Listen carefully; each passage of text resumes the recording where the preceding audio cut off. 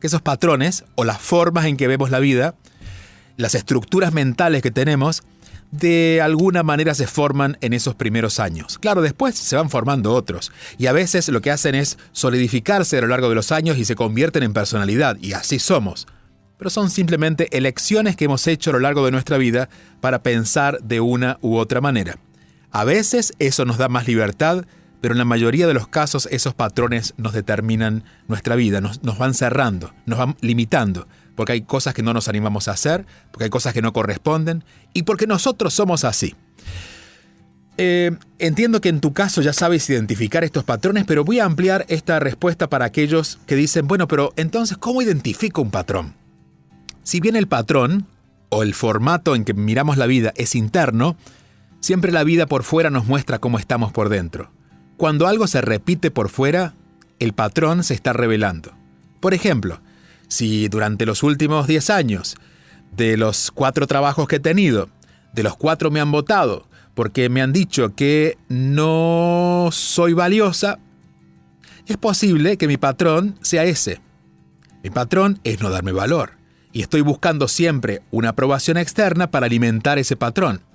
Curiosamente, por ejemplo, alguien que no se considera valioso, naturalmente va a atraer a su vida personas que no la valoran, situaciones que se cortan o terminan porque el valor de ustedes no es suficiente, incluso incluyendo relaciones, personas que quieren estar contigo o estar un tiempo pero dicen, no, la verdad no me cierra estar contigo y nos sentimos poco valiosos o poco importantes. Eso es solamente para dar un ejemplo de cómo los patrones se van identificando.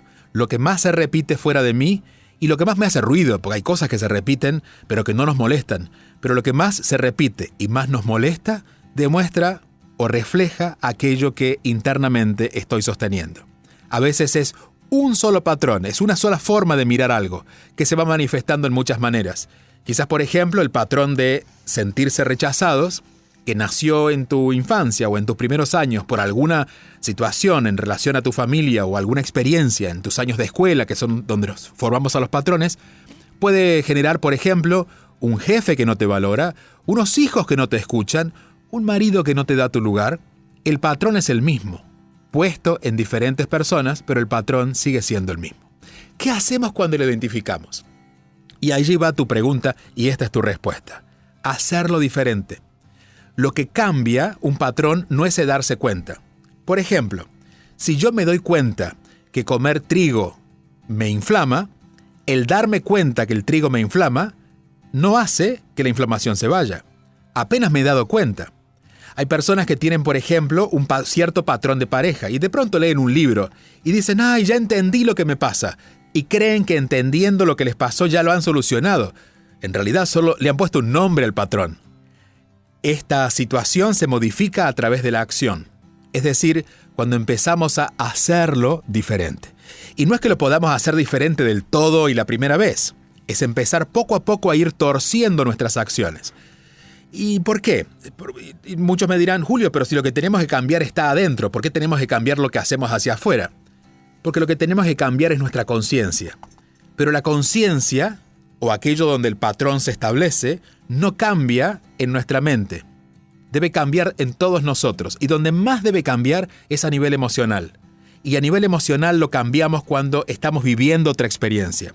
Porque estamos necesitando tener, por ejemplo, si digo no puedo, nunca pude, porque ese es mi patrón, sentir que no puedo, cuando yo me animo a hacer lo que no puedo, mi cuerpo completo, no solamente mi mente, está recibiendo información.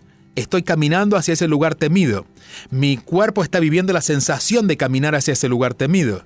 Mi tacto está tocando algo nuevo. Por lo tanto, toda esta información que el cuerpo recibe resetea este patrón.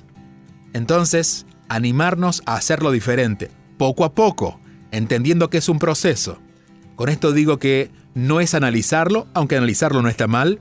No es darnos cuenta de lo que nos pasa, aunque eso puede ser necesario, pero es animarnos a hacerlo diferente, a torcer nuestras acciones hacia lo que sabemos que es nuevo para nosotros o nos hace bien, es lo que definitivamente va a cambiar la forma de comportarnos. Esto tanto a nivel personal como a nivel social.